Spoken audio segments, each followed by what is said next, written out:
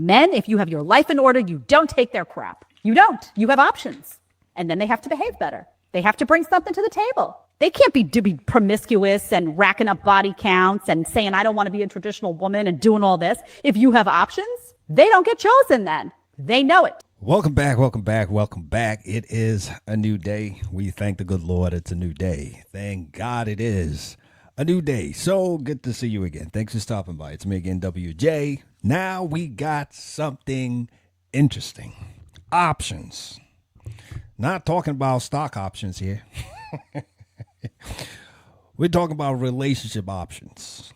And it goes both ways. A man, a woman, we have problems sometimes making a choice. Options sometimes can be a problem. When you have too many options, sometimes it makes decisions actually harder. You don't want to have too many options. You want to have a few options so it can help you streamline and filter out what you don't want or what you're not connected with. Exactly what this lady says. When you have options and someone is acting up, it makes it a lot easier to walk away. When you don't have options, that's when sometimes you start tolerating some nonsense.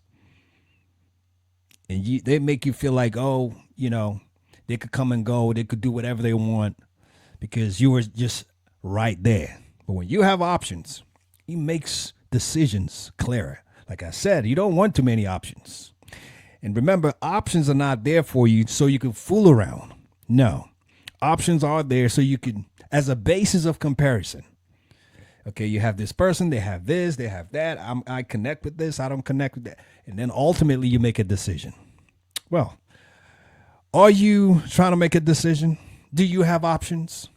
Yes, you have options. Never let anybody make you feel like you don't have any options. Yes, you do. There are 7 billion people in this world. So yes, you do have options. Don't settle. Don't settle for nonsense. However, make quick decisions. Don't settle, but make quick decisions. Well, we're going to take a look at other videos about options from different angles. And please put your comments in the comment section below. Let's take a look at this. How will you know if you are the problem in the relationship? It's easy to think you are smart, responsible, the reasonable one, the mature one in the relationship. But what if the real problem is you? Well, here are 8 signs that you're the one creating the tension. 1, you have to win every argument. For you, it's not about finding a solution. It's about being right. 2, you dismiss your partner's emotions as overreaction. If you're too sensitive is your go-to response, that is a red flag. 3, you rarely apologize. And when you do, it's followed by, but you also did. That is not an apology. That is deflection. 4, you go silent instead of addressing conflict. The cold shoulder doesn't make things better. It just builds resentment and contempt. 5, you criticize constantly, but you rarely offer solutions or encouragement. 6, you expect your partner to read your mind. Unspoken needs lead to unmet needs. 7, you bring up past score points in the present. That is not accountability. That's emotional weaponry. 8, you blame everything on them and never stop to ask, what am I getting wrong? Or am I missing something? Self-awareness isn't a weakness. It's actually a strength. It's a superpower. It is the first step towards growth, because great relationships don't need perfect people. They need humble people, honest people, willing to say, I am not perfect. I was wrong. I want to do better. I'm a work in progress. Wow. She said a whole lot in there. A lot of nuggets of wisdom. One thing she said that she said that stood out to me, and it also brings memories back of something that I would mention as well. When she mentioned about self-awareness, it's not a weakness. You know what that reminded me of? The statement, the saying, the meekness, being meek, is not a weakness. It's actually strength under control. Strength under control. That's meekness.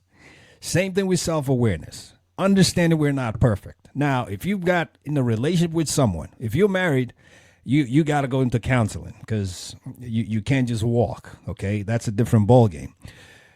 But if it's someone you're interested in and you're talking to them and you're seeing all these traits where they never apologize, they never wrong, they never seem to think from a supportive standpoint to help you out or to admit their faults, admit their wrongs, you've got options. You don't have to settle for that. You always have to remember, especially if you're thinking of marriage, it's a lifetime thing. Is this how you want to live your life? Someone who never apologizes, even when they wrong you, they do something wrong to you. Someone who always criticizes you, they never offer a solution. They always point the finger. You are always the problem. That's actually a sign of immaturity, actually, because mature people know we all make mistakes. And the mature thing to do is when you make a mistake, admit your fault. It's just that simple. Just say, oh, I'm sorry, I'm wrong, especially when somebody tells you you've done something to hurt them. That's not the time for you to point the finger and say, oh, yeah, well, you did this as well. No. Even if you have to mention that, which I don't recommend you should, at least address what they've told you first. They brought the complaint that you did something. Why don't you just hear them out, give them that time, admit your fault, just say you're sorry. Sometimes I heard this from an older person, and I'm still utilizing that today. Sometimes you have to apologize for what you did not do, just so you can have peace. And then you can come back to it at some point in life again. You bring it up, and at that point, they probably able to listen. But sometimes you may even have to apologize for what you did not do. So if somebody comes to you and they say you did this, especially from a relationship standpoint, I'm talking about right now, someone you're committed to, just apologize. Trust me, it would help calm the tension. Don't settle. If you are in this situation this lady mentioned, you don't have to settle. There are options. Believe you me, and it will be a better option. You will find somebody better who you connect with, who you don't have to feel lesser than. Because all the things you mentioned, if you are experiencing that, it's actually quite toxic. You don't want to be in that. You cannot enjoy your relationship that way because now you're walking on eggshells. No one is perfect. No one is perfect. We all striving for perfection. Never accept what's not acceptable to you as long as it's not an unrealistic expectation. Take a look at this next video. Please put your comments in the comment section below. Take a look. Why do you choose abstinence? It sounds corny, but when I was younger, my mom said to be very, very picky about who you choose to have sex with. I took it to heart, and then middle school, high school, everyone was having sex, and no one was offering to have sex with me. I wasn't gonna do it, but it would have been nice to have an offer. And then insecurities took in, but I had a relationship with the Lord, so I prayed about it. And he basically said, you don't really want to, so why would you want someone to offer it? I'm like, you got a point. So it's just the matter of being content with who I am, and then also understanding sex is such a deep thing. Sex is a very powerful thing. And it's very intimate and very personable, and I'm kind of like not into like, I'm sorry, shoot, sorry. You're good, you're good. I don't know, I just think it's very intimate. So it's like the reality of someone being literally inside of me. It's like, I need to know who you are. Especially if you're gonna come inside me, like what the hell? Like, I'm not just gonna do that on the first night. Like, it's just more so, not taboo, but it's something that I know I'll fully enjoy, but I would want to be safe in that. Well, I commend this girl, this young lady, and credits to the Desirable Truth. He goes around asking questions, which I really like, and you've seen his videos. We've reacted to a lot of his videos here on this channel, and we're going to keep reacting to them because I think a lot of them bring out what's out there as reality in our world today. Now, back to this young lady. I am glad, first and foremost, she's got a good parent. Her mom told her about this, pre-warned her, gave her the blueprint of how she should comport herself and be out there, how she needs to address life in itself. I'm glad her mom gave her those tips. But one thing she said that was funny. She said she never got an offer, even though she didn't want to do it, but she would have loved to get an offer. Well, thank the good Lord you did not get an offer. Because you think you're strong enough to reject an offer? Some offers will sweep you off your feet. And before you realize it, it's too late. So be thankful. God was watching over you. And please remain that way until you'll find the right one and is committed to you in marriage. You've heard me say that. Men, zip it up. Ladies, close your legs. You are not missing out on anything. Believe you me. All the pressure you're getting, peer pressure from all the other people. You know why? They want you to be like them, but they cannot be like you because they've lost something and they can never get it back again. Never. It's like when you crack an egg. You can never put it back. How? How can you put that back? You have the ability to be something, right? If you choose to, but they cannot be what you are. So please do not yield to that kind of pressure. You've got options. You've got options to act right, to wait for the right person. Choose what's best for you. Don't settle. There's so many things out there. People will tell you, well, you're missing out, you're doing this. Because it appears that everybody's doing it doesn't mean everybody's doing it. Have you ever wondered why an empty can makes a louder noise than a can that is full? You can read between the lines.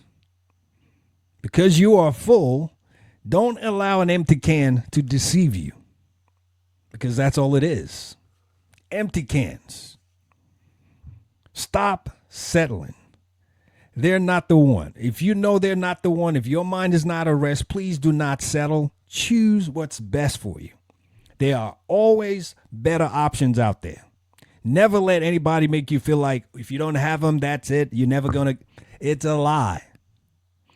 Over 7 billion people in this world. You've got choices. You've got options. But remember what I said. Please don't have too many choices. Have like 2 or 3 people that you're talking to. And once you settle that you want to commit, cut the other ones off. I am never a fan. I am never an advocate for dating multiple people at the same time. You could go on dates with multiple people. But dating, when you're now committed, it's got to be one at a time. One at a time. But while you're going on dates, trying to figure out, yeah, you can have 2 or 3. Don't let it be more than 2 or 3, because then you start having the problem of too many choices. You start getting confused. You know, it's not that complicated. Just 2 or 3 and make your choice. Make it quick. Again, having choices is not the gateway to start fooling around. It's so that you could have a basis for your comparison. And then you can make your choice. Pull the trigger after that. You know, you've gone on a few dates. You should know by then. If you're having problems and what you think you need to do is add more to the list, you've got a problem. You may need to talk to somebody before you go on. You may just be the problem. Please let us know what you think about this. Stop settling. They're not the one. Choose what's best. There are options out there. You've got options. Hey, we're about to wrap this up, and you know how we like to do it. We always like to remind ourselves that we always remember we've got one life with many seasons, so we want to make the best of it.